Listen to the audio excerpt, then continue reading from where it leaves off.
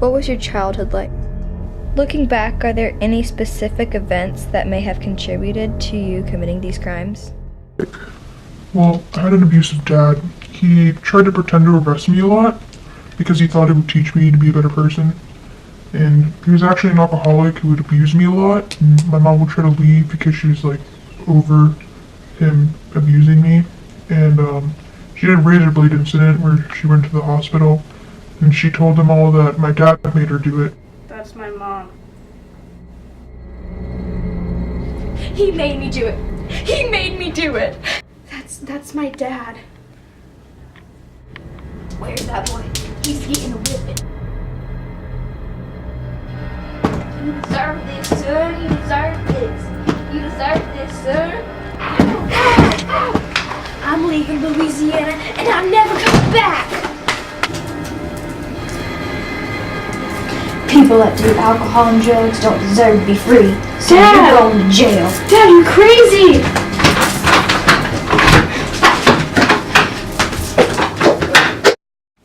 Did you have any early indications of murder? Well, one time I was caught spying on a cheerleader. She was getting ready, and I just looked through the window and the door, and then they found my book of drawings. Yeah, I was arrested for a lot of robberies, and one time I took my dad's eyeball out, so he wears an eye patch now. I was diagnosed with personality disorders, and I abused alcohol and drugs a lot too. I really liked them.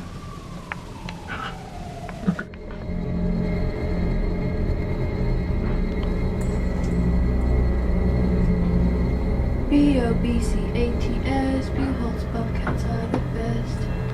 B-A-Jets, B-Jets.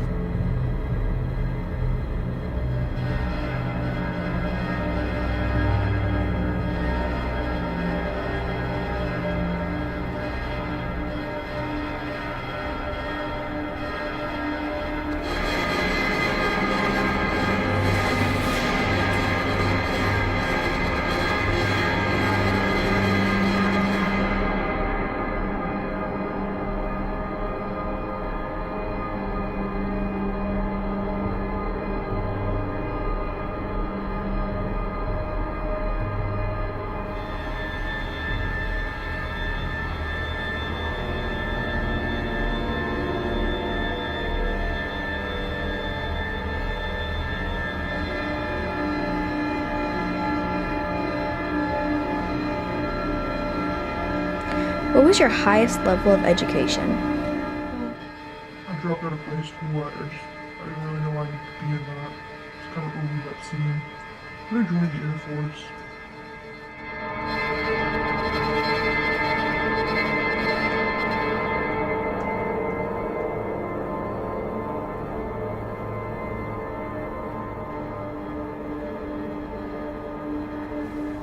What was your work history?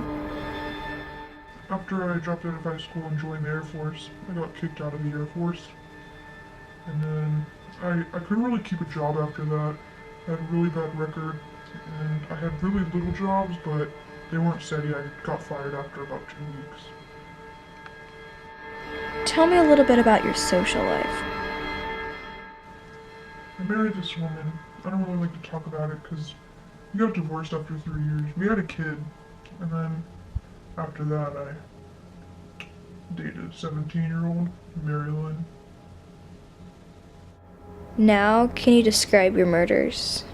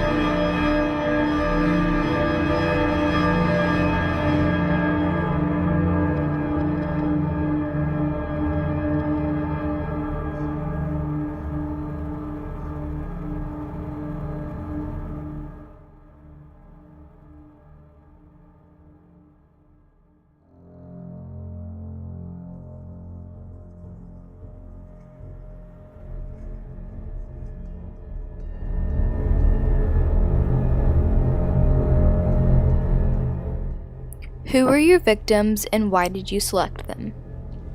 All the girls I killed were in college, and they had brown hair, brown eyes, except for Manny, because he was living with Tracy. I couldn't get caught, I had to kill him.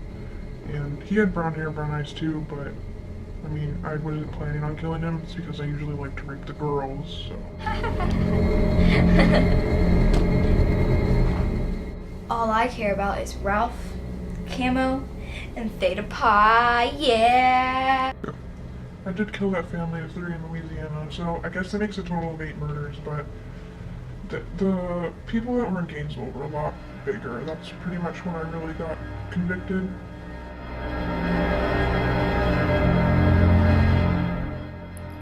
What is your signature? Describe your capture. So first I stalk. I usually look through the windows, try and find a good time to go in. I break in, and then I rob. Most people call my legacy the burglary, rape, murder spree. I then rob their stuff. I rape them, then I kill them. Sometimes I kill and then I rape, depends how I feel that day. And then I pose their bodies in different positions, and I like to pose them in ways that really make it more dramatic when people come to find the scene. And sometimes I use mirrors or props. One time I decapitated one girl's head and put it somewhere, but yeah. A lot of people say that I was a disorganized killer because I didn't really plan what I was doing. I kind of just robbed, saw if they were there. I didn't want to get caught, so I just killed them.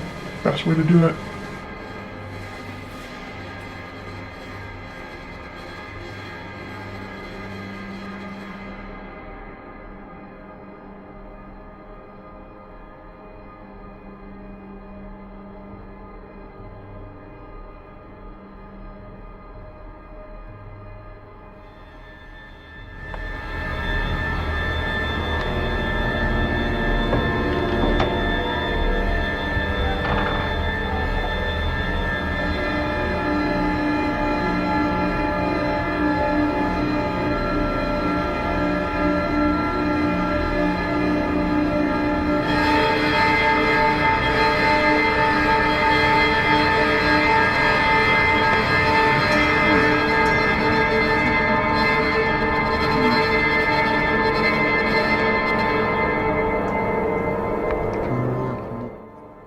Tell us about your trial. Well, I was caught for a burglary charge, and then they found some tools in my car that were linked to the murder, and then that's how I got convicted. And then eventually I had just said that I couldn't run away from everything, so I decided to plead guilty, and then that's when I got convicted.